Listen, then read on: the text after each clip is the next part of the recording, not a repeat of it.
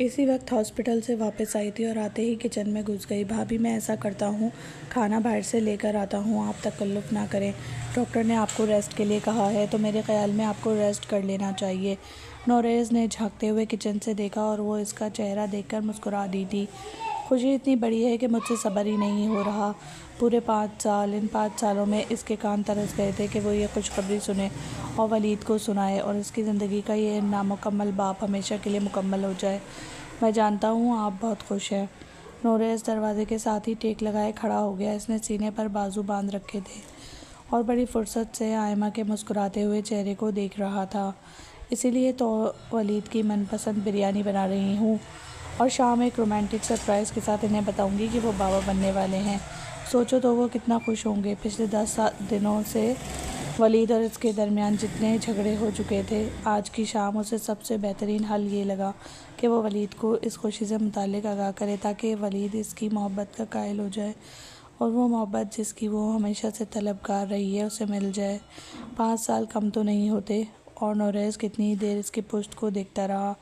ये दुख एक अफसरदा मुस्कुराहट पर आकर ख़त्म हो जाता और इसके बस में कुछ नहीं था। तुम अपने भाई को कुछ भी नहीं बताओगे, समझे? मैं खुद इन्हें बताऊंगी, इसने कहा और नोरेज़ ने कड़ी नज़रों से उसे घूरा था। आपको ये कहने की ज़रूरत नहीं है। वो मुस्कुराते हुए पलटकर अपने कमरे में चला गया। कुछ दिन पहले ही वो हॉस्टल से वापस आया था। आयमा और वो तकरीबन हम उम्र थे और हम उम्र होने के साथ साथ फर्स्ट कज़न भी थे।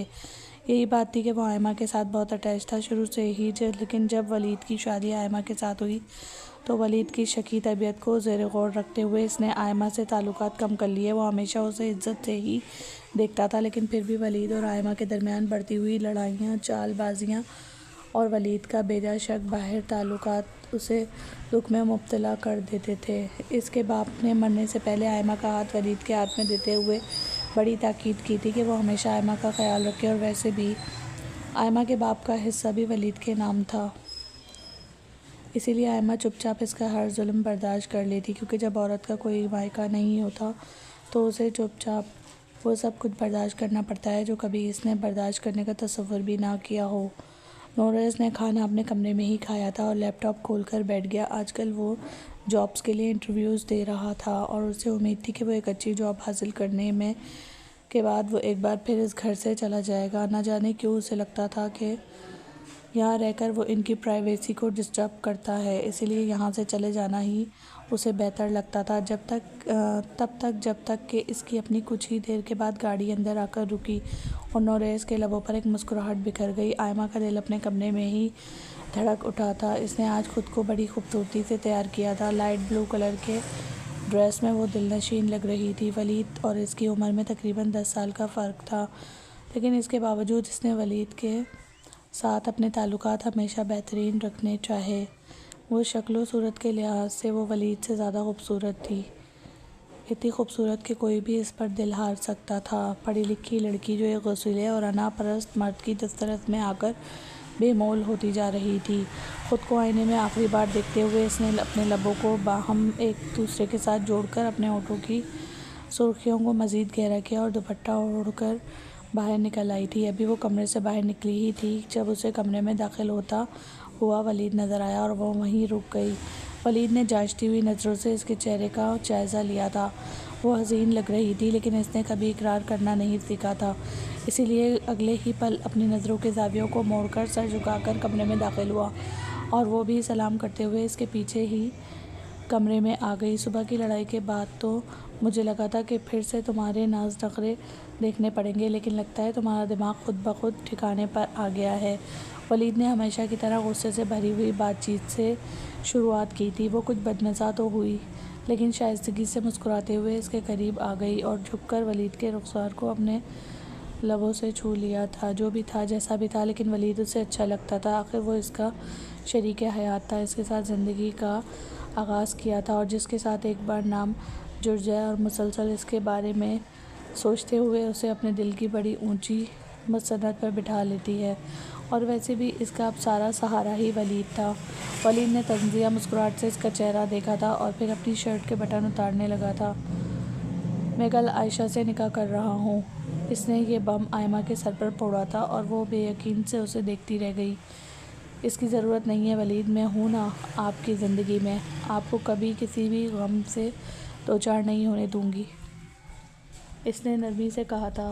वलीद पिछले 10 दिनों से आयमा का तस्करा 100 बार कर चुका था और अब तो उसे ये नाम हिफ्ज़ हो चुका था। आज वो उससे निकाह कर रहा है, यानी सब कुछ वो बाहर तय करके आया था और वो यहाँ इसके साथ शुरुआत के सपने देख रही थी। तुम कुछ भी नहीं कर सकती, तुम मेरी ज़िंदगी पर बस मुसल्लत हो एक बोझ की तरह और कुछ नहीं। मैं तुम्हें मज़ीद अपने सर पर सवार नहीं रख सकता। मैं तुम्हारे बाप का हिस्सा देकर अलहदा कर दूंगा और बस तुम अपनी ज़िंदगी जीना। मैं आयशा से निकाह कर रहा हूँ क्योंकि मैं आयशा को पसंद करता हूँ। इससे शफ़ाक़ियत की हरारत को पार कर दिया और आयमा की आंखों से आंसू छूटकर गिर रहे थे। ये आप क्या कह रहे हैं? आप ऐसा कैसे कर सकते हैं वलीद? मैं आपकी बीवी हूँ। वो लड़की सिर्फ़ आपको लूट रही है, आपसे नहीं, आपकी दौलत से मोहब्बत करती है। और वलीद ने सख्ती से इसके जबड़े दबोच लिए थे। ख़बरदार, अगर आयशा के बारे में तुमने एक लफ्ज़ भी कहा तो तुमसे ज़्यादा बाकिरदार है, तुमसे ज़्यादा खूबसूरत है। मैं पिछले 2 साल से उसे जानता हूँ और अब मज़ीद एक लम्हा भी इसके बग़ैर नहीं रह सकता। दर्द के मारे इसका जबड़ा काम करने से कासिर था, लेकिन फिर भी वो वलीद के सामने डटी हुई थी। नौरेज़ के कमरे तक इनकी ऊंची आवाज़ें पहुँच रही थी, लेकिन वो बदमज़ा होकर अपने काम में लगा रहा। वो नहीं चाहता था कि वो बेजा इनके मामलात में दखल अंदाज़ी करे, लेकिन आवाज़ें हद से ज़्यादा बढ़ने लगी थी। एक दुख का तासुर इसके अंदर फैलने लगा। इसकी भाभी कितनी खुश थी इसके भाई को सरप्राइज़ देने के लिए, और इसका भाई एक ही ज़िद पर अटका हुआ था। उसका दिल चाहा कि वो वलीद भाई को जाकर समझाए, लेकिन वो इसके समझने से खाक समझता था। वो ख़ुद इस पर बर्तरी रखता, घर के सारे मामलात अपने हाथ में रखता, और वलीद के बस में तो कुछ भी नहीं था सिवाय खामोशी के, सिवाय वलीद का हुक्म मानने के। एक बार मेरी तरफ देखें तो मुझ में क्या कमी है, मेरी मोहब्बत में क्या कमी है, मुझे बताएं वलीद। आप क्यों हर बार इस लड़की का जिक्र करते हैं? आप जानते हैं मैं आपको बांट नहीं सकती। वो रो पड़ी थी। इस वक्त वो इतनी काबिल रहम लग रही थी कि कोई भी इस पर रहम खा सकता था, लेकिन सामने बैठा था वलीद, जो कुछ अर्से पहले उसे मोहब्बत का दम भरता था। एक पल में ही वो नज़रें फेर गया और केस का रोना धोना भी इसके लिए बेमायने था। वो उठ खड़ा हुआ। यहाँ पर तुम्हारे नाटक देखने से बेहतर है कि मैं रात भर घर ही ना आता, और कल रात जब वापस आऊँगा तो अपनी बेगम को साथ लेकर ही आऊँगा, ताकि तुम्हें अंदाज़ा हो कि तुम मेरे लिए कोई मतलब नहीं रखती, मेरे लिए बेमतलब हो। बाहर मौजूद 2 दुकानों ने मैंने आयशा के नाम कर दी हैं, बाकी रही एक दुकान तो वो नौरेज़ की है। अब यहाँ तुम्हारा अमल दखल नहीं, घर से आधा हिस्सा तुम्हें दे दूँगा। वो बेरुखी की हद पार करते हुए कमरे से बाहर जाने लगा था जब वो इसके कदमों से लिपट गई। वलीद, मेरी बात सुने, आप ऐसा नहीं कर सकते। हंगामा बात हद से ज़्यादा बड़ा था। कमरे से बाहर आकर इसने इनकी हालत देखी थी तो वो वहीं साकित रह गया था। वहीं दहलीज में खड़ा वो वलीद के जुल्म और सितम की हद देख रहा था। इसमें इतनी हिम्मत नहीं थी आगे बढ़कर वलीद का हाथ पकड़ लेता, क्योंकि वलीद इससे बड़ा था और हमेशा इस पर हुक्मरानी करता आया था। वो इससे मोहब्बत करता था, लेकिन उसे हमेशा अपने मातहत रखना ही पसंद था, और नौरेज़ हमेशा इसके मातहत रहता। मेरे पैर छोड़ दो, वरना तुम नहीं जानती कि मैं तुम्हारा हशर बिगाड़ दूँगा। मैं तुमसे नफ़रत करता हूँ, मेरी जान छोड़ दो। इसे झटकते हुए उसे दूर धकेल दिया था। सारे सरप्राइज़ धरे के धरे रह गए। वो हसीन और जम्मी लड़की अपनी किस्मत पर मातम कर रही थी। नौरेज़ जल्दी से आगे बढ़ा और नरमी से वलीद के हाथ पकड़ लिए थे। भाई, ये आप क्या कर रहे हैं? भाभी को चोट लग जाएगी, प्लीज़ बैठ कर बात कर लें, झगड़े में कोई फ़ायदा नहीं है। और इसने नौरेज़ को साइड पर कर दिया। तुम साइड पर ही खड़े रहो, और चालाक औरत है, ये सब इसके ड्रामे हैं। मैं कल सुबह आयशा से निकाह कर रहा हूँ और इस निकाह में बतौर गवाह तुम मेरे साथ चलोगे। बाहर वाली दुकानें मैंने आयशा के नाम कर दी हैं, और मेरे किसी भी फ़ैसले पर तुम्हें कोई एतराज़ नहीं होना चाहिए, और ना ही किसी से हमदर्दी। इसने इतने सख्त लहजे में कहा था कि नौरेज़, जो कि अब ख़ुद भी 25 साल का एक नौजवान मर्द था, अपने भाई को इस हालत में देखकर इसकी अकल पर मातम किए बगैर नहीं रह सका। इसने हमेशा सोचा था कि वलीद अक्लमंद है, लेकिन वो यहाँ बेवकूफ़ों का सरबराह था। उसे यकीन था कि वलीद के साथ रहते हुए वो अपना सब कुछ डुबो देगा। भाई, आप जल्दबाजी ना करें, मेरी बात सुने। देखें, भाभी की बात तो सुन लें। वो आखिर आपसे कहना क्या चाहती हैं, और इसने तुम्हें कहा है ना कि तुम किसी से झूठी हमदर्दियाँ नहीं करोगे।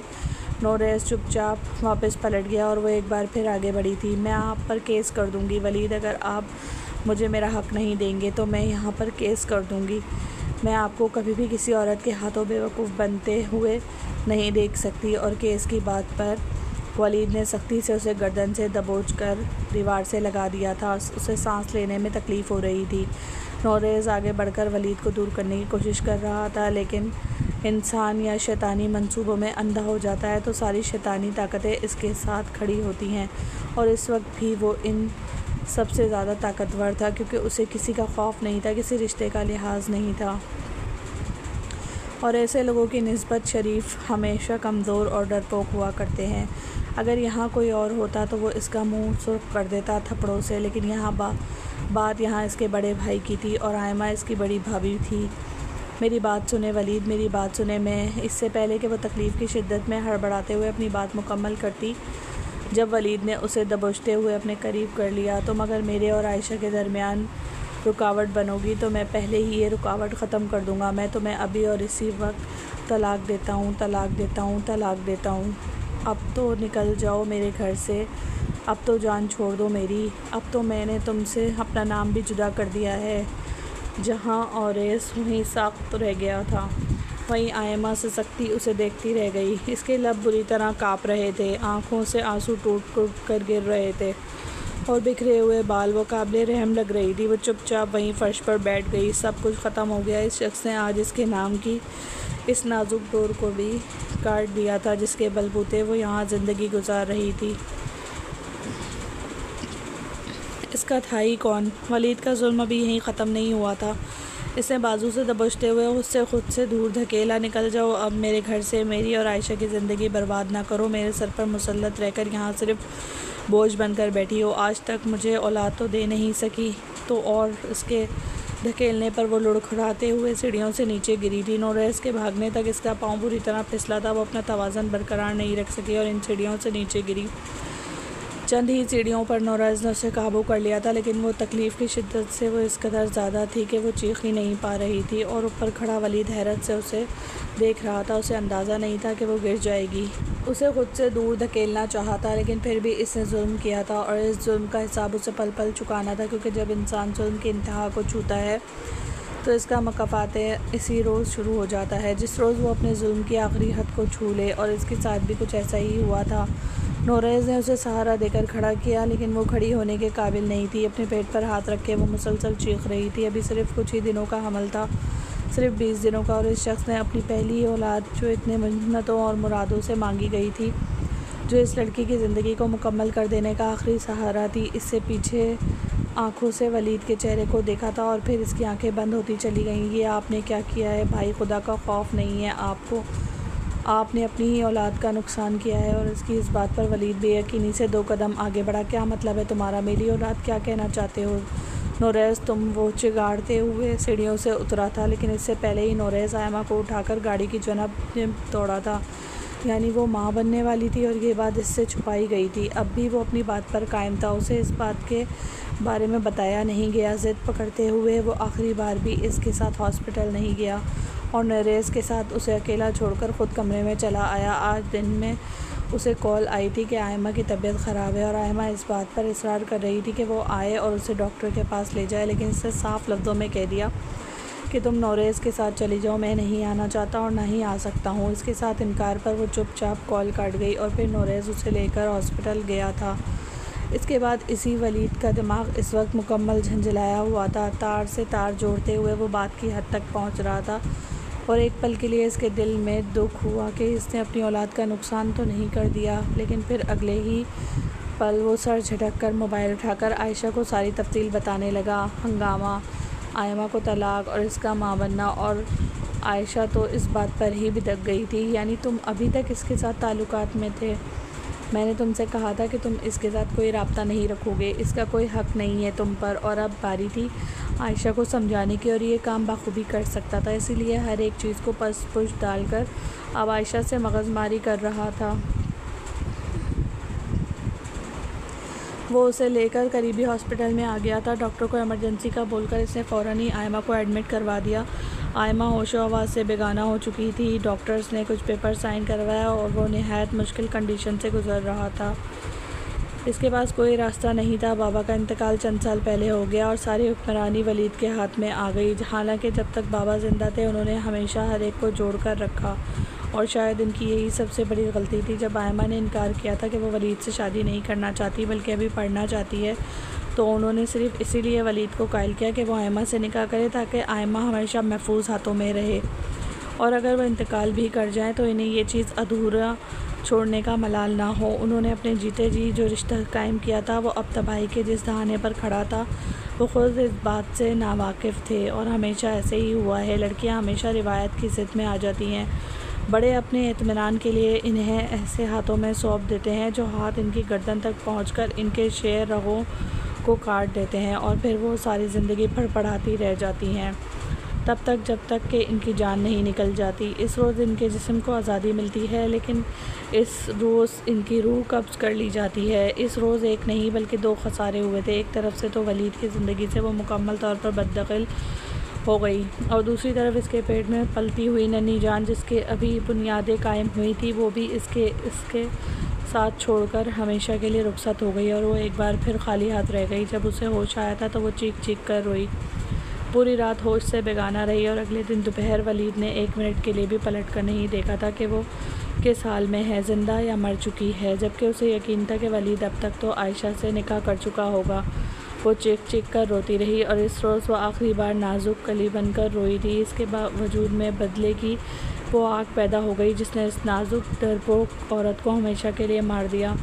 इस रोज़ वो अपने बच्चे के साथ खुद भी मर गई थी, और नई जन्म लेने वाली औरत वो औरत थी जो वलीद से बेतहाशा नफ़रत करती थी। वलीद ने इसकी ज़िंदगी बर्बाद कर दी। बस एक चुप इसके लबों पर लग गई, और नौरेज़ इस चुप से खौफज़दा था। मैं भाई की तरफ से माफ़ी मांगता हूँ, उन्होंने आपकी ज़िंदगी बर्बाद कर दी। नौरेज़ की आंखें बेतहाशा सुर्ख थीं, और इस वक्त आयमा का हाथ थाम कर बैठा था। उसे यकीन ही नहीं था कि इसका भाई इस हद तक गिर सकता है। इस लड़की ने अपनी औलाद को खो दिया जो अभी कुछ देर पहले ही माँ बनने की खुशी से सरशार थी। इस रोज़ वो हॉस्पिटल में ही रहा। डॉक्टर्स ने 2 दिनों के बाद डिस्चार्ज किया था, और इन 2 दिनों में वलीद का कोई अता पता नहीं था। वो कहाँ है? 2 दिनों के बाद वो उसे वापस घर ले आया, और इस शाम वलीद घर वापस आया। इसकी हालत उजड़ी सी थी। वो चुपचाप आकर बाहर लॉन्च में बैठ गया, और वो देखे बगैर ही करीब से गुजरकर कमरे में चला गया। वो ख़ुद भी उठकर नौरेज़ के पीछे आ गया। नौरेज़ ने इस पर कोई ख़ास तवज्जो नहीं दी थी। तो मुझसे नाराज़ हो, मैं जानता हूँ, लेकिन मुझे इस गलती की सज़ा मिल गई है। मेरी बात सुनो नौरेज़। वो आगे बढ़ा, और नौरेज़ ने पहली बार सख्ती से उसे झटक दिया था। आप इंसानियत से भी गिरे हुए हैं। आप इंसान कहलाने के काबिल नहीं हैं भाई। आप जानते हैं, आपने आयमा से इसका बच्चा छीन लिया, और आज इसने दानिस्ता तौर पर उसे भाभी भी नहीं कहा था। भाभी के दर्जे पर फायज़ होकर इससे लड़की ने जितनी तकलीफ़ों को उठाया था, अब इस मुसन्नत से मुस्तफ़ा होकर वो उसे बार बार ये एहसास दिलाना चाहता था कि वो वलीद की ज़िंदगी में धुतकार हासिल करने के लिए रही है। वो बुरी तरह पामाल हो चुकी थी, लेकिन फिर इस घर में वापस लौट आए क्योंकि इसके पास कोई और ठिकाना नहीं था। कमरे को इसने अच्छी तरह बंद कर रखा था। नौरेज़ ने मुलाजमा से कह दिया था कि इसकी खातिरदारी करे, और मुलाजमा का इंतज़ाम भी नौरेज़ ने ख़ुद ही किया था क्योंकि अब आयमा इस हाल में नहीं थी। आ गया आपको सुकून? वो पहली बार गुस्से से दहाड़ रहा था, और वलीद ने सर उठाकर अपने दहाड़ते हुए भाई को देखा जिसका चेहरा बेतहाशा सुर्ख था। आयशा सब कुछ लेकर फ़रार हो गई है। इस रोज़ मैं निकाह के लिए इसके घर जब काजी और मेहमान लेकर गया तो मुझे पता चला कि वो घर किराए का था जहाँ पिछले 2 साल से आयशा रह रही थी, और वो शख्स जिसे वो अपने मामू के तौर पर मुतारिफ़ कराती थी हकीकत में इसका मामू नहीं था। नौरेज़ ने पहली बार इसके सामने सुलगता हुआ कह लगाया था। मकाफ़ात इतनी जल्दी होगा उसे अंदाज़ा नहीं था, लेकिन आज पहली बार अपने भाई का हारा हुआ चेहरा देखकर उसे एहसास हो रहा था कि अब तक इसकी अकल ठिकाने आ चुकी होगी, लेकिन ऐसा नहीं था। वो अभी तक इंसानियत से गिरा हुआ था। वो आगे बढ़ा और नौरेज़ के हाथों को पकड़कर इसके कदमों में बैठ गया था। नौरेज़ बिदकते हुए इससे दूर हो गया। मेरी बात सुनो नौरेज़, तुम मेरे लिए वो सब कुछ कर सकते हो जो मैं खो चुका हूँ। मैं आयमा को किसी तरह मना लूँगा, मैं इसके पैरों में बैठ जाऊँगा, इसके सामने इसका ग़ुलाम बन जाऊँगा, लेकिन तुम अगर चाहो तो मेरी मदद कर सकते हो। नौरेज़ हैरत और बेयकीन खड़ा रह गया। आपको लगता है कि वो आपको माफ़ कर देंगी? आपको अभी तक अंदाज़ा है कि आयमा की ज़िंदगी में आपके लिए गुंजाइश बाकी होगी? आयमा कहाँ जाएगी? इसके पास कोई ठिकाना नहीं है, उसे मुझे कबूल करना पड़ेगा। लेकिन इसके लिए मुझे तुम्हारी कुर्बानी चाहिए। तुम आयमा से निकाह करो और फिर उसे तलाक दे देना। और इसने वलीद के सीने पर हाथ रखते हुए उसे खुद से दूर धकेल दिया। मैं समझता था कि किसी दूसरे पर जुल्म करना आपकी फ़ितरत बन चुका है और अब आप अपनी फ़ितरत से बाज नहीं आ सकते, लेकिन मैं नहीं जानता था कि आप एक ज़ालिम और सफ़ाक इंसान हैं जिसके दिल में किसी के लिए कोई हमदर्दी नहीं है। नोरेज़, मेरी बात सुनो यार, मैं तुम्हारा बड़ा भाई हूँ। तुम जानते हो मैंने तुम्हारे लिए क्या कुछ किया है और तुम मेरे लिए एक छोटी सी कुर्बानी नहीं दे सकते। वो हैरत और बेयकीन रह गया। इसका भाई कह रहा था कि एक छोटी कुर्बानी, यानी एक छोटी कुर्बानी थी इसकी नज़र में। आप उठें भाई, बाहर चलें। इसने वलीद को पकड़ा और कमरे से बाहर निकालकर कमरा लॉक कर दिया। घुटन भरती जा रही थी। इसने शर्ट उतारकर बेड पर फेंक दी और बालकनी में चला गया। इसका दिल चाह रहा था कि सब कुछ तहस नहस कर दे और वलीद को अपने किए पर शर्मिंदगी के बजाय अभी तक एक मौका चाहिए था। वो जिसने 2 दुकानें आयशा के नाम मुंतकिल करवा के इनकी नीलामी कर दी, मोहब्बत के झांसे में आकर अपनी ज़िंदगी बर्बाद कर दी, आयमा और बच्चे के बारे में नहीं सोचा। वो शख्स आज हट दर्मी से एक और मौका चाहता था और ये चाहता था कि इसका भाई इसकी बीवी से निकाह करे और फिर दानिस्ता तौर पर उसे तलाक दे दे ताकि वो दोबारा इसके साथ निकाह करके वही सब कुछ दोहराए जो वो पहले दोहराता आया था। एक मर्द की फ़ितरत में धोखा लिख दिया जाता है। जब वो एक बार धोखा करता है तो दूसरी बार दानिस्ता तौर पर इसके करीब किसी न किसी तरह वो जहर आपकी नसों में उंडेलता रहेगा और दोबारा कभी आपको सुकून नहीं लेने देगा। 1 हफ्ते तक मुकम्मल खामोशी रही। वो तीनों इस घर में अनजान बनकर ज़िंदगी गुजार रहे थे। किसी को किसी से कोई लेना देना नहीं था। इसने तो मुकम्मल तौर पर हर एक से बातचीत ख़त्म कर ली थी। ये इनकी ज़ाती ज़िंदगी थी और इनकी ज़ाती ज़िंदगी थी कि वो अपनी ज़िंदगी बर्बाद नहीं कर सकता था। रज़िया को इसने आयमा की सेहत का ख्याल रखने पर लगाया हुआ था और ख़ुद भी दूसरे तीसरे दिन ही खड़े खड़े इसका हाल अहवाल लेता और दोबारा अपने कमरे में आ जाता। जब से वलीद ने इसके सामने इस ख्वाहिश का इज़हार किया था तो वो डर गया था। उसे खौफ आने लगा था वलीद के इरादों से और वलीद अब अपने जहन में क्या मंसूबे बना रहा था वो इस बात से नावाकिफ़ था। एक चुप इसके लिए पुरसुकून थी, लेकिन वो ये नहीं जानता था कि ये खामोशी तूफ़ान से पहले आने वाली खामोशी है और वलीद कभी भी पीछे हटने वाला नहीं। इसने जो कुछ सोच लिया है वो सब कुछ वो करके रहेगा। इस रोज़ पूरे 1 हफ्ते के बाद वो आयमा के कमरे में दाखिल हुआ। इतने दिनों के बाद आयमा ने अपना कमरा ही अलग कर लिया था। जब कोई रिश्ता नहीं रहा था तो कमरा क्यों रही। बात इद्दत की तो वो ख़ुद इधर भी गुजार रही थी और नोरेज़ के साथ फिर भी कभी कभार बातचीत कर लिया करती, लेकिन वलीद के साथ इसने बातचीत बिल्कुल ही तर्क कर दी थी और बाकी सबका इस घर में आना जाना नहीं था। लिहाजा अगर समझा जाता तो वो पहले ही इस घर में एक इद्दत की ज़िंदगी गुजार रही थी जहाँ इसका आमना सामना मिलना जुलना सिर्फ वलीद के साथ था, वलीद के अलावा किसी को के साथ नहीं, क्योंकि वलीद को हरगिज़ पसंद नहीं था कि वो किसी को भी अपनी ज़िंदगी में अमल दखल करने दे या किसी को भी अपने करीब भटकने दे। तो इसने भी ख़ुद को महदूद कर लिया। वलीद को देखकर वो खामोश नज़रों से उसे देखती रह गई। हालांकि वलीद को तवक्को थी कि वो शदीद रद्द अमल देगी, चीखो पुकार करेगी, इसके सामने आकर उसे गिरबान से पकड़ लेगी, इसके मुंह पर थप्पड़ मारेगी, लेकिन वो चुपचाप वलीद को देखती रही। जब वलीद आगे बढ़कर इसके नज़दीक आ बैठा और नरमी से इसके हाथों को अपनी लपेट में ले लिया था, मैं तुमसे आखिरी बार माफ़ी तलब कर रहा हूँ, खुदा के नाम पर मुझे माफ़ कर दो। वो सामने बैठा हुआ शख्स खुदा के नाम पर इससे माफ़ी तलब कर रहा था, जिसका सखावत से कोई लेना देना नहीं था और वो चाहता था कि वो लड़की खुदा के नाम पर उसे एक बार फिर अपनी ज़िंदगी दे दे ताकि वो उसे रोन ले। इसने आगे बढ़कर वलीद के हाथों से अपने हाथ निकाल लिया। अब आप क्या चाहते हैं वलीद? यूँ लग रहा था जैसे इसकी आवाज़ गहरी खाई से बाहर आ रही हो, जैसे इसका सब कुछ ख़त्म हो गया है। मैं दरअसल ये चाहता हूँ। इसे सर झुकाकर अपनी बात को दोहराना शुरू कर दिया। मैं चाहता हूँ कि तुम दोबारा मुझसे निकाह कर लो और इसके लिए मैं तुम्हें पहले नोरेज़ से निकाह करना पड़ेगा, इसके बाद वो तुम्हें तलाक दे देगा और तुम दोबारा मेरे निकाह में आ जाना। अब तो मुझे यकीन हो चुका है कि तुम माँ भी बन सकती हो। और वो अपनी सर आँखों से वलीद का चेहरा देखती रही थी। वलीद नज़रें चुरा रहा था। इसमें इतनी हिम्मत नहीं थी कि इसकी आंखों का मुकाबला कर पाता, लेकिन इसकी जानिब से गहरी खामोशी पाकर इसे दोबारा सर उठाकर इसकी आंखों में देखा। क्या तुम मान गई हो? क्या तुम दोबारा मुझे अपनाओगी? वो बेताबियों की चमक थी जो सामने बैठी हुई लड़की के लिए बिल्कुल नई चीज़ थी। यानी आप चाहते हैं कि मैं नोरेज़ से निकाह करूं और दोबारा आपकी ज़िंदगी में शामिल हो जाऊं? इससे पूछ लिया। हाँ, मैं यही चाहता हूँ। सिर्फ़ एक आखिरी बार मुझे मौका देकर तो देखो, मैं तुम्हारी ज़िंदगी में फूल भर दूँगा। और नोरेस क्या चाहता है इसकी तुम फ़िक्र मत करो, नोरेस को मैं मना लूँगा। वो कभी भी मेरी बात से इनकार नहीं करेगा। मैंने आज तक उसे बाप बनकर हर तरह का सहारा दिया है, तो क्या वो मेरे लिए इतना नहीं करेगा? तुम बताओ, तुम मान गई हो क्या? तुम ऐसा करोगी? वो बेकरार होती हुई आंखों से उसे देखकर पूछ रहा था और उसने इस बात में सर हिला दिया। कोई भी इस बात पर यकीन नहीं कर सकता था कि एक औरत इस हद तक दरिंदगी बर्दाश्त करने के बाद भी एक बार फिर इस शख्स को यह हक दे देगी कि वह इसकी ज़िंदगी में शामिल हो जाए। लेकिन कोई नहीं जानता था कि इस वक्त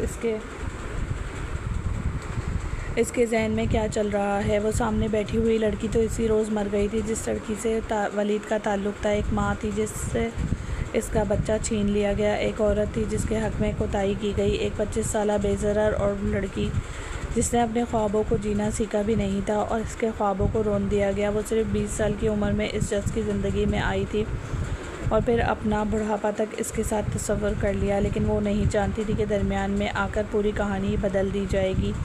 अब कहानी का सिरा इसके हाथ में था और इसने अपनी मर्ज़ी से कहा। इसने शर्त रखी कि इद्दत के दिन उसे गुजारने दिए जाएं और कोई भी इन दिनों में मुदाखलत नहीं करेगा। वो नहीं जानती थी कि वलीद ने नोरेस से क्या कहा और नोरेस ने आना जाना बोलचाल बंद कर दी और वलीद भी दोबारा इसके कमरे में नहीं आया। ना ही वो दोनों उसे मुलाकात करते थे। इद्दत का हर गुज़रता हुआ दिन वो ख़ुद को मजबूत बनाने की कोशिशों में थी। इसने हर एक दिन खुद को संवारा, खुद को नए सिरे से तरतीब दिया। वो बाल जो एक अरसा पहले रूखे बेरौनक हो चुके थे, इससे हिफाजत करनी शुरू कर दी। पहले की तरह अपने हाथों पैरों को संवारना शुरू कर दिया। जो चीज़ वो ज़बान से निकालती थी अगले रोज़ वलीद रज़िया को लाकर दे देता और रज़िया इसके सामने रख देती। इसने वो सब कुछ हासिल कर लिया जिसकी तमन्ना इसने कभी वलीद के सामने की थी और कभी वलीद ने इसकी ख्वाहिशों पर गौर नहीं किया। लेकिन अब इसने आकर सारी ख्वाहिशों को पूरा कर लिया था। इन 4 माह में वो इतनी निखर चुकी थी कि कोई नहीं जान सकता था वो 25 साल लड़की इतनी अज़ियतों का शिकार रही है। यूँ लग रहा था जैसे किसी ने एक हर्षा ख़ुद को संवारा हो और फिर ख़ुद को तराश कर निकाला हो। जिस रोज़ इसकी इद्दत ख़त्म हुई इस रोज़ वो गाड़ी लेकर सीधा पार्लर चली गई। बालों को लेयर्स, कटिंग, मैनी पेडी, फेशियल ट्रीटमेंट सारी दौलत में इसके बाप का हिस्सा था। आज तक वो मोहताज मानकर इनके सहारे ज़िंदगी गुजारती चली आई थी। अब बाहर नहीं, इससे ज़्यादा तो वो बर्दाश्त कर ही नहीं सकती थी। जितनी बर्दाश्त थी ख़त्म हो गई। इसने अपनी मर्ज़ी से अपनी शॉपिंग की और इस शान से वो घर आई तो नोरेस और वलीद दोनों ही घर में मौजूद थे। वलीद ने इतने दिनों के बाद उसे देखा था। वह निखरी से इसके सामने खड़ी मुस्कुरा रही थी। एक नज़र इसके चेहरे पर डालकर नूर सीढ़ियाँ चढ़ते हुए अपने कमरे में चला गया। इतनी खूबसूरत लग रही हो कि दिल चाह रहा है कि मैं अभी हासिल कर लूँ। वलीद उसे बेताब नज़रों से देख रहा था। वो यकीन भी नहीं कर सकता था कि इसकी अपनी बीवी इतनी खूबसूरत है, इतनी खूबसूरत कि इसके सामने आयशा बेकार लगने लगी। इसने तो कभी ख्वाब में भी नहीं सोचा था कि वो इतनी निखरी और मासूम नज़र आएगी। ऐसे भी क्या बेताबी दिखाते हैं वलीद साहब, अभी सब्र कर लें। अब आपकी दस्तरस में आऊँगी तो आपको कभी बेचैन नहीं करूँगी। इतना बेकरार कर दूँगी कि बाहर आपके इर्द गिर्द मंडलाती हुई लाखों लड़कियाँ सिर्फ ये सोचकर वापस पलट जाएं कि जिस शख्स की बीवी इतनी खूबसूरत है इसके करीब आकर हम क्या करेंगे। इसने शौक़ कहा और इसके शौक़ लहजे पर वो फिदा हुआ था। काश वो उसे पहले ये सब कुछ मुहैया कर देता तो उसे ये हसीन अदाएँ, ये शौक़ी एतमाद पहले देखने को मिल जाता। लेकिन यही तो अलमिया है कि मर्द बाहर औरत पर लाखों लुटा देता है, लाखों ज़ाया कर देता है, नाज रखरी उठाता है, लेकिन अपनी बीवी पर 1 रुपया भी लगाना तोहमत तस्वर करता है। वो समझता है कि यह सरासर फजूल खर्ची है। हालांकि अगर देखा जाए तो बीवी पर लगाया गया 1-1 रुपया सदक़े में शुमार होता है। अजर भी और दुनिया में अपनी हसीन और शौक़ बाएतमाद बीवी देखने का मौका भी। लेकिन चंद जाहिलियत में डूबी हुई लोग इस बात को नहीं समझते, सो वो वही करते हैं जो इनकी मर्ज़ी होती है। इसने नोरेस को किन मिन्नतों से मनाया था सिर्फ वही जानता था, जबकि दूसरी तरफ नोरेस नहीं जानता था कि इसने एक बार फिर आयमा को कायल कैसे कर लिया। वो तो इस बात पर हैरान था कि इतने जुल्म और तशद्दुद के बाद भी आयमा ने अपनी इज़्ज़त नफ्स का ख्याल नहीं रखा। वो एक बार फिर इसकी ज़िंदगी में शामिल होने जा रही थी। इसने चाहा था कि वो आयमा से बात करे, लेकिन बेसुध बात करने का कोई फ़ायदा नहीं था क्योंकि वलीद ने कह दिया था कि आयमा रज़ामंद है। अफसोस उसने चुपचाप रज़ामंदी ज़ाहिर कर दी। इसके पास और कोई रास्ता नहीं था। वलीद इसके कदमों में बैठ गया और हाथ जोड़ लिए। इसने कह दिया था कि इसकी ज़िंदगी इसके हाथ में है, अगर वो चाहे तो उसे बर्बाद कर सकता है। वो किसी बाहर के शख्स से ले सकता है, लेकिन फ़ोन और इससे मदद चाहता है। इसलिए नौरेज़ अपने कदम वापस ना हटाए और ना जाने क्यों इस रोज़ इसने खामोशी इख्तियार कर ली। वो कुछ नहीं कह पाया।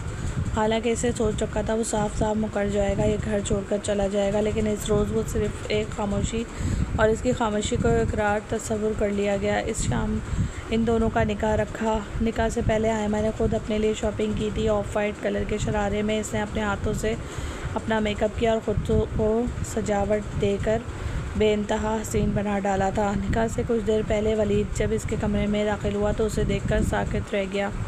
मुझे अच्छा नहीं लग रहा, चंद दिनों की बात थी, अगर फिर दोबारा अपने निकाह पर इस तरह तैयार हो जाती तो मुझे अच्छा लगता। एक जलन और हसद ने उसे अपनी लपेट में ले लिया, जबकि वो मुस्कुराते हुए एक नज़र इस पर डालकर दोबारा आईने में अपनी अक्स को देखने लगी। आप जानते हैं, जब पहली बार निकाह हुआ था तो मैं कुछ भी अपनी मर्ज़ी से नहीं ख़रीद पाई, लेकिन इस बार ख्वाहिश थी कि सब कुछ अपनी मर्ज़ी से ख़रीदूँ, खुद को संवारूँ और दोबारा निकाह करूँ।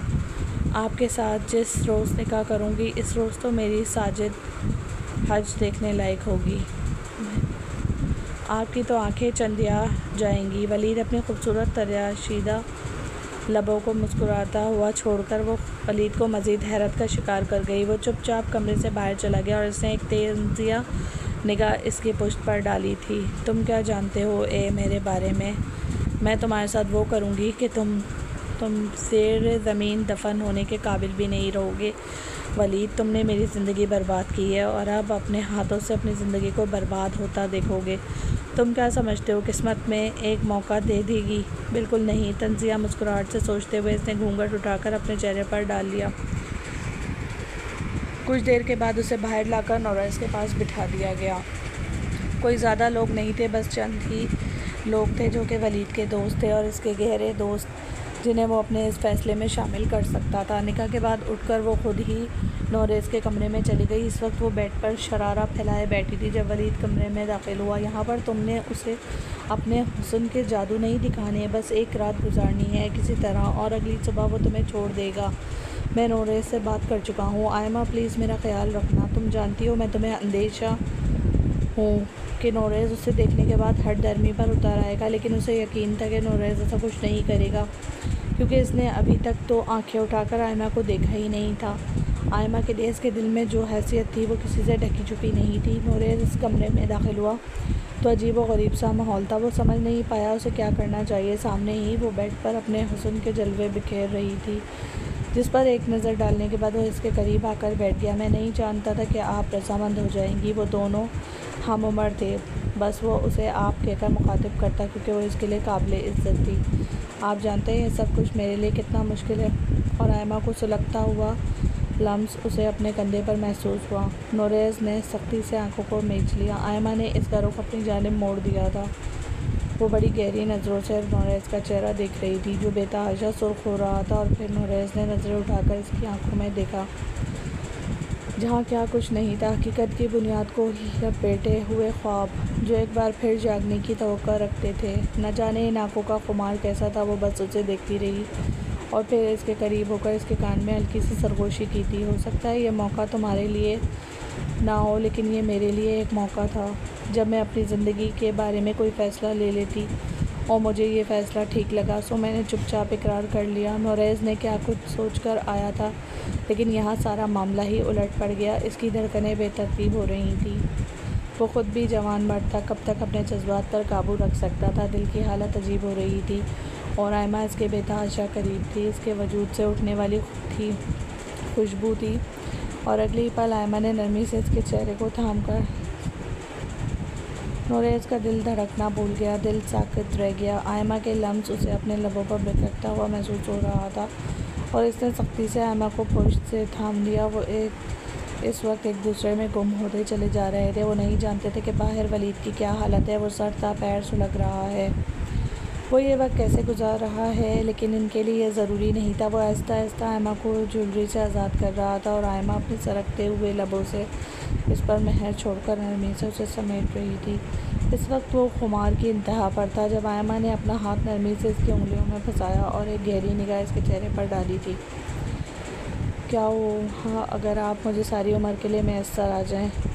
इसके कहने की देर थी। वो बस साकित सा आयमा के चेहरे को देखता रह गया। तुम जानती हो ये मुमकिन नहीं है। आयमा पर थोड़ा और झुक गया। क्यों मुमकिन नहीं है? अगर हम चाहें तो मुमकिन हो सकता है। और इस रात वो बेयकीन हो गया था। वो मोहब्बत भरी मुलाकात थी। वो किस तरह की ऐसी गुर्बत नहीं थी जिसे बस वक्ती इस्तेमाल के तौर पर दोहराया जा रहा हो, बल्कि वो ऐसी गुर्बत थी जो रूह में प्योसत हो जाए। वो दोनों एक दूसरे के बेतहाशा करीब आ गए। सुबह वो इसकी आगोश में इसके वजूद पर नोरेज़ की शर्ट थी जब दरवाज़ा किसी ने ज़ोरदार तरीके से खटखटाया। यूँ लग रहा था जैसे मुकाबिल दरवाजे को तोड़ देगा। इसने रात कैसे गुजारी थी सिर्फ वो जानता था। अब अगली सुबह तक वो दोनों इस कमरे में थे। वो कैसे बर्दाश्त कर सकता था? नोरेज़ जल्दी से बुखलाते हुए उठा और आयमा ने नरमी से उसे पकड़ लिया था। मैं आपसे कुछ कहना चाहती हूँ नोरेज़। इसके करीब आने पर नोरेज़ का दिल धड़क उठा। वो सवालिया नज़रों से उसे देख रहा था। आप वलीद से कहेंगे कि हमारे दरमियान अभी कोई ताल्लुक़ कायम नहीं हुआ। प्लीज़ नोरेज़। वो हैरान था। आखिर वो क्या चाहती है? इन दोनों का रिश्ता जिस बिना पर बना था वो दोनों ही जानते थे, लेकिन इसने कह दिया कि वो नोरेज़ के साथ कुछ और वक्त गुजारना चाहती है। वो फ़ौरन से अपना कंबल लेकर सोफ़े पर आ गई। जब नोरेज़ ने दरवाज़ा खोला और वलीद बेधड़क अंदर दाखिल हुआ, उसे यूँ लगा था जैसे वो सोफ़े पर सो रही है। चेहरे पर हल्का इत्मीनान फैला, लेकिन फ़िक्रमंदी भी थी। नोरेज़, चलो मेरे साथ। तुम आज तलाक के पेपर बनवा कर उसे तलाक दोगे और बात ख़त्म हो जाएगी। और रात इसने किस तरह गुजारी थी सिर्फ वो जानती थी। सिर्फ वो जानता था और इसका खुदा जानता था कि कितनी बेताबी है। आयमा के बगैर उसे नींद नहीं आ रही थी और ये पहली बार हो रहा था जब उसे ये लग रहा था कि इसका वजूद किसी और के पास है। आज से पता चला था कि आयमा को क्या महसूस होता होगा जब वो रात रात भर आयशा की दस्तरस में रहता था, जब वो हमेशा उसे दस्तयाब रहा करता था। आयमा और मेरे दरमियान अभी कोई ताल्लुक़ कायम नहीं हुआ भाई। ज़िंदगी में पहली बार इसने आयमा के कहने पर वलीद से झूठ बोला था, वो भी नज़रें झुकाकर। और वलीद उसे हरासा सा देखता रह गया। पागल हो गए हो? झूठ बोलते हो मुझसे? आयमा ये झूठ बोल रहा है। इसने आयमा को झंझोड़ते हुए खड़ा कर दिया। नहीं, ये झूठ नहीं बोल रहे, ये सच कह रहे हैं। वो सर झुकाकर मनमनाई थी और वलीद को यकीन हो गया। झंझलाता हुआ बाहर चला गया था, लेकिन अगली रात इसने आखिरी वार्निंग दी थी। इसने हतमी फ़ैसला करते हुए नोरेज़ से कह दिया था कि कुछ भी कर ले, लेकिन यह रात आखिरी है। वो आयमा के साथ ताल्लुक़ बनाकर उसे छोड़ दे, क्योंकि वो मज़ीद बर्दाश्त नहीं कर सकता। दिन ब दिन इसकी बर्दाश्त ख़त्म होती जा रही थी, लेकिन नोरेज़ तो आयमा में यूँ गुम हुआ कि आयमा ने उसे किसी और की तरफ देखने ही नहीं दिया। वो नहीं चाहती थी कि वो किसी भी तरह अपना रुझान कायम करे और इसकी जानिब से गाफिल हो जाए। नोरेज़ और वलीद में ज़मीन आसमान का फ़र्क था। वो उसे इज़्ज़त देता था। इस शाम हिम्मत करके वो नोरेज़ के साथ घर से बाहर चली गई। ये तीसरा दिन था और वो मुसलसल वलीद को इसी बात पर टरखाते आ रहे थे कि अभी इन्हें थोड़ा वक्त दिया जाए। और वलीद को यही लगता कि शायद वो उसे भाभी समझकर अभी वो मकाम नहीं दे रहा जो उसे आयमा को दे देना चाहिए। वो उसे फितरी झिझक और हया के तकाज़ों समझ रहा था, लेकिन नहीं जानता था कि असल गेम तो इसके साथ खेली जा रही है। इस रोज़ नोरेज़ के साथ बाहर आई। नोरेज़ ने उसे फूलों के खुशबूदार गजरे लेकर दिए थे। खूबसूरत ड्रेस में सजी वो नोरेज़ के साथ इतनी हसीन लग रही थी कि एक पल में इन दोनों ने वलीद को पस-पुश डाल दिया। इसने फूलों का एक खूबसूरत गुलदस्ता उठाकर नोरेज़ की तरफ बढ़ाया। ये मेरी तरफ से आपके लिए, सिर्फ आपके लिए नोरेज़। बस इसकी आंखों में देखता रह गया। क्या तुम जानती हो इसका इख्तिताम क्या होगा? वो बेताबी से दोहरा रहा था। मैं नहीं जानती कि इसका इख्तिताम क्या होगा, लेकिन मैं ये चाहती हूँ कि इसका इख्तिताम हसीन हो। मैं चाहती हूँ कि हम हमेशा साथ रहें। क्या ऐसा मुमकिन है? और नोरेज़ बस उसे देखते हुए नफ़ी में सर हिलाता रह गया। ये इतना आसान नहीं है जितना तुम समझ रही हो। हमें खड़े खड़े शूट कर देंगे। और आयमा ने इसके हाथों को थाम लिया था। कब तक इससे डरते रहोगे? मैंने इस फैसले से इनकार नहीं किया था, सिर्फ इसीलिए कि मैं देखना चाहती थी तुम किस हद तक मुझे चाह सकते हो, किस तरह मेरे साथ रह सकते हो। क्या तुम वलीद से मुख्तलिफ हो या तुम भी इसी की तरह ही हो? लेकिन तुम्हारे दिल में भी मेरे लिए अहमियत है, मैं जानती हूँ, वरना तुम कभी वलीद से झूठ ना बोलते। तुम भी मेरी कुर्बत में आते हो तो मदहोश हो जाते हो, तुम पर भी वही खुमार छा जाता है जो छा जाना चाहिए, क्योंकि तुम भी मुझसे मोहब्बत करने लगे हो। नोरेस, वो कह गई, और नोरेस ने सख्ती से झंझोड़ दिया था, ख़बरदार, आज के बाद मेरे सामने ये सब कुछ मत दोहराना। मैं किसी के लिए कुर्बानी का बकरा नहीं बन सकता। मैं आज ही जाकर तुम्हें छोड़ दूँगा और सब कुछ बस ख़त्म। बस हमारा ताल्लुक़ यहीं तक था। वो चुपचाप वापस लौट आए। रास्ते में किसी से कोई बातचीत नहीं हुई थी। दोनों ही अपनी अपनी सोच में गुम थे। घर दाखिल होते ही उसे लाउंज में बैठा हुआ वलीद नज़र आ गया, जो बड़ी सख्त नज़रों से इन दोनों को देख रहा था। यानी तुम दोनों मुझे पागल बना रहे हो।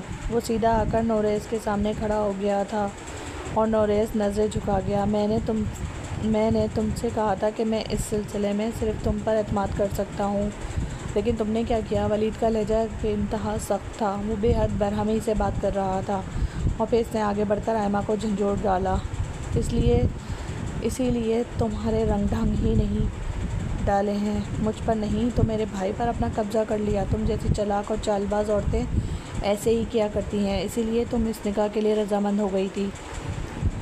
तुम दोनों मुझसे झूठ बोल रहे हो, लेकिन नहीं, मैं तुम्हें नहीं छोड़ूंगा। तुम्हें अभी और इसी वक्त आयमा को तलाक देनी होगी। वो पागलपन पर उतर आया था। नोरेस का गिरबान पकड़कर वो चीख रहा था कि वो अभी और इसी वक्त आयमा को तलाक दे और ये रिश्ता ख़त्म करे। और नोरेस ने सख्ती से अपना गिरबान आज़ाद करवा लिया। हरगिज़ नहीं, मैं आयमा को तलाक नहीं दूँगा, और आज के बाद अगर आयमा की तरफ आँख उठाकर देखने की कोशिश भी की तो मुझसे बुरा कोई नहीं होगा। आयमा अब मेरी बीवी है। वो चीख पड़ा और वलीद साकित रह गया। तुम मेरे सामने इस लहजे में बात करोगे, आयमा को अपनी बीवी कहोगे? और वो दोनों एक दूसरे में उलझे हुए थे। थप्पड़, गालम गलोच, एक दूसरे को धकेलना। वो बस दूर खड़ी किसी तमाशबीन की तरह ये तमाशा देख रही थी। आज वलीद के सारे गुरूर का अंत हो गया। इसके सामने नोरेस खड़ा हो गया था, वो भी इस लड़की के लिए जिस लड़की का हाथ इसने खुद थमाया था। इससे कभी नहीं सोचा था कि कोई इसके लिए खड़ा हो सकता है, लेकिन आज वो शख्स इसके लिए खड़ा था, जिसे हासिल करते हुए इसने जहन में इसी बात को रखा था कि वो सिर्फ़ इसकी मदद से ही वलीद से छुटकारा हासिल कर सकती है। और आज ये हकीकत सच साबित हो गई। सब कुछ ख़त्म हो गया था। इस रोज़ नोरेस ने वलीद को धकेलकर घर से बाहर निकाल दिया और साफ लफ्ज़ों में कह दिया था कि मज़ीद वो हरगिज़ इस हुक्मरानी को बर्दाश्त नहीं करेगा। अगर वलीद यहाँ लौट कर आया तो ये इसके हक़ में अच्छा नहीं होगा, क्योंकि वो हरगिज़ नहीं चाहता इसको दोबारा वलीद यहाँ आए और आयमा के सामने बदतमीज़ी करे।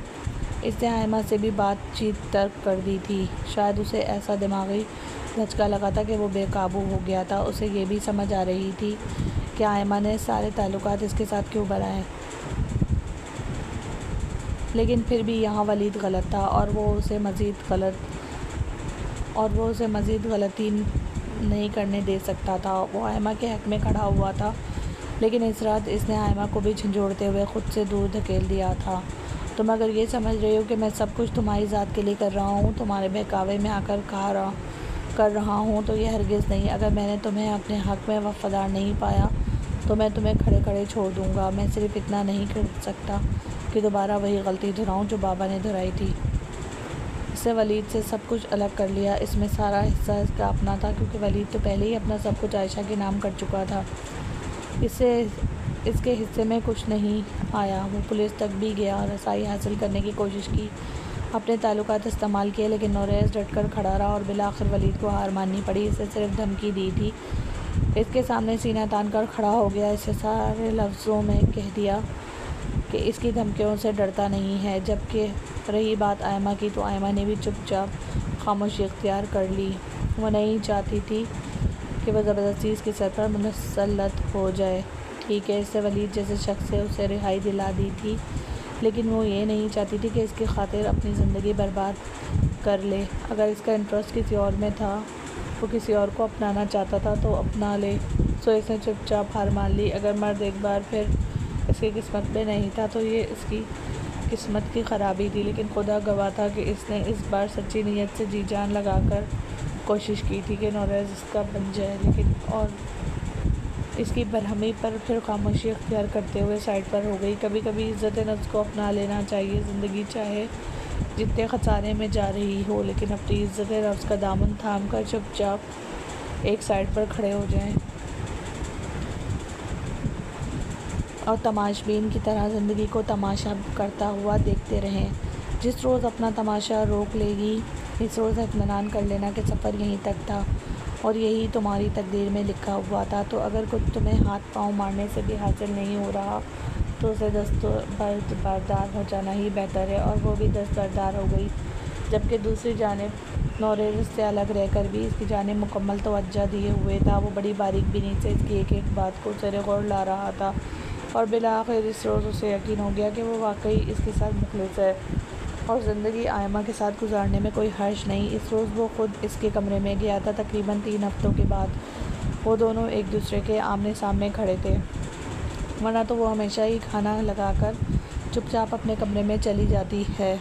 नौरेज़ को देखकर मुस्कुरा दिया और नौरेज़ ने आगे बढ़कर इसके दोनों हाथों को थाम लिया था। दिल रज़ामंद है तो मेरे ख़्याल में हमें एक बार फिर एक दूसरे को मौका देकर शुरुआत कर लेनी चाहिए, लेकिन इस बार सिर्फ़ अपने लिए, सिर्फ़ अपने मुस्तक़बिल के लिए और हाल को बेहतर बनाने के लिए। क्या ख़्याल है मोहतरमा? वो दिलकशी से मुस्कुराते हुए इसकी तरफ देख रहा था और वो नम आँखों से नज़र झुकाकर मुस्कुरा दी। मैं नहीं सोच सकती थी कि खुदा मुझे एक बार फिर किसी अज़ियत में मुब्तला करने के बजाय आपके हवाले कर देगा। और नौरेज़ ने नरमी से उसे समेटते हुए अपने करीब कर लिया, इसके माथे पर लब रख दिए थे। खुदा की तरफ से दी गई आजमाइश कभी भी इतनी तवील नहीं होती कि हमारे दिल मुरझाने लगे हैं। बस हमें सब्र करना नहीं आता। हमने एक दूसरे को वक्त दिया है, एक दूसरे के बारे में जाना है, और जब तक दिल रज़ामंद नहीं हुआ मैं तुम्हारी तरफ कदम बढ़ाकर नहीं आया। मैं आज को तुम्हारे चाहता हूँ और बाकी ज़िंदगी तुम्हारी नरम आगोश में गुजार दूँ, जहाँ तुम्हारी मोहब्बत की छाँव में असर आए और मुझ में कोई चीज़ अधूरी बाकी ना रहे। इसे मुस्कुराते हुए नौरेज़ का हाथ थामा और इस पर अपने लब रखे और फिर वही हाथ अपने पेट पर रख दिया था। नौरेज़ कुछ लम्हे समझ नहीं पाया और अगले ही पल हैरत ज़दा रह गया। क्या सच कह रही हो? वो सरगोशी में बात कर रहा था। मैं सच कह रही हूँ। मैंने आपसे ये बात छुपाई क्योंकि मैं नहीं चाहती थी कि आप किसी भी दबाव या जहाँ से मैं आकर अपना फ़ैसला बदल लें। आप बाबा बनने वाले हैं। नौरेज़ ने झुकते हुए उसे अपने बाजुओं में भर लिया था। वो उसे कमरे में लेकर आया और उसे बेड पर लिटा दिया। मैं बहुत खुश हूँ, मैं मुकम्मल हो चुका हूँ और आज अपनी सारी खुशियों को मद्देनज़र रखते हुए मैं तुमसे वादा करता हूँ कि ज़िंदगी के किसी मोड़ पर मैं तुम्हें किसी वलीद अहमद के हवाले नहीं करूँगा। तुम्हें कभी किसी से निपटना नहीं पड़ेगा, क्योंकि अब तुम्हारी सरबराही में एक मर्द खड़ा है और जिस रोज़ औरत किसी मर्द की सरबराही में आ जाए खसारे में मुब्तला नहीं होती, क्योंकि इस वक्त वो दुनिया की मजबूत तरीन औरत बन जाती है। और हकीकत भी यही है, औरत का सब कुछ मर्द पर मुनहसर होता है। इससे मुंसलिक मर्द हिम्मत रखता है कि उसे जिस तरह चाहे संवार दे या बिगाड़ दे। अगर आपको हमारी आज की स्टोरी पसंद आई तो अपना फ़ीडबैक देना मत भूलें और हमारे चैनल को लाजमी सब्सक्राइब करें। शुक्रिया। अल्लाह हाफ़िज़।